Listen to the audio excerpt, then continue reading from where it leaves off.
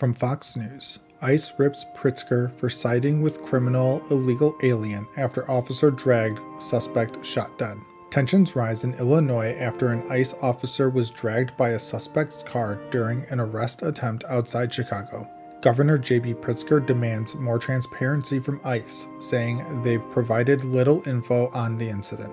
ICE's Madison Shahan fires back, accusing Democrats like Pritzker of siding with criminal migrants over law enforcement and endangering communities. This clash happens amid ICE's expanded operation targeting criminals despite resistance from Pritzker and Mayor Brandon Johnson. From CNN, why the terror-related murder charges against Luigi Mangione fell apart. A New York judge dismisses terrorism murder charges against Luigi Mangione, accused of killing United Healthcare CEO Brian Thompson. Judge Caro rules there's no evidence of intent to terrorize the public or link to broader violence, calling it different from true terrorism cases. Supporters erupt in cheers. Mangione still faces second-degree murder, plus federal death penalty charges. The case simplifies to proving premeditated murder amid debates on evidence from his arrest and writings. From Newsweek, Democrats underperform in first election since Charlie Kirk's death.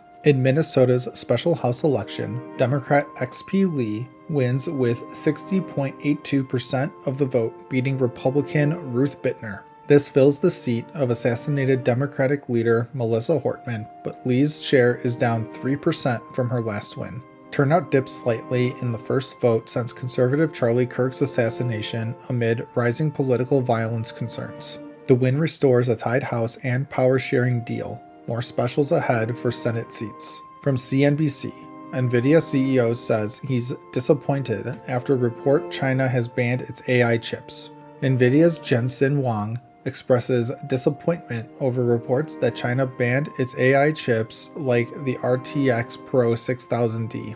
Despite a US deal allowing exports for 15% of sales to the government, China urges firms like ByteDance to avoid them.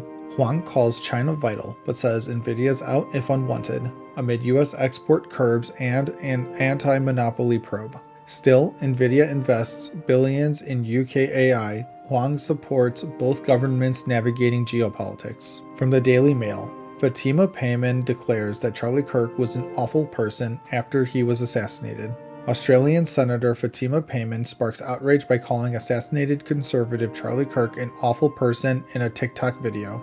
She says he doesn't deserve the recognition and jokes about RIP meaning whatever, wishing he'd stayed a footnote without violence. One Nation's Pauline Hanson condemns it as vile, exposing leftist contempt and lack of compassion. The comments come after Kirk's shooting at a Utah rally, highlighting divides in reactions to political violence. The Fed's interest rate decision and what it means for you. Live updates.